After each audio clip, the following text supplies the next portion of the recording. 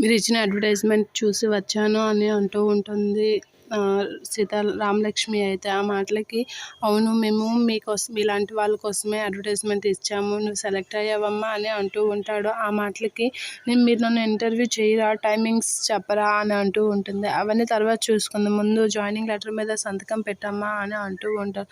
అదేంటి sir timings అవన్నీ చెప్పకుండా అంటే, పర్వాలేదమ్మా నీకు అవైలబుల్ ఉన్న టైమింగేలే అని అంటూ ఉంటాడు. ఆ మాటలకి రామలక్ష్మి అయితే సంతకం పెడుతూ ఉంటుంది. అసలు ఎవరు సార్ మా బాస్ అని అంటే, నేను నా దగ్గర కాదులే, నువ్వు వేరే బాస్కి, మా బాస్కి నువ్వు డ్రైవర్గా పనిచేయాలి అని అంటూ ఉంటాడు. ఆ తర్వాత సీతాకాంత్ దగ్గరికి వాళ్ళ తాతయ్య వెళ్ళి, ఏంటి తాత చెప్పు అని అంటే, నువ్వు ఒకరికి హెల్ప్ చేయాలన్నావు కదా, వాళ్ళని నీకు డ్రైవర్గా అపాయింట్మెంట్ చేశాను అంటే ఎవరిని అని అంటే, రామలక్ష్మి చూపిస్తూ ఉంటాడు. ఏంటి రౌడీ బేబీని నాకు డ్రైవర్గా జాయిన్ చేసుకుంటున్నావా, అది కూడా అమ్మాయిని అని అంటూ ఉంటాడు.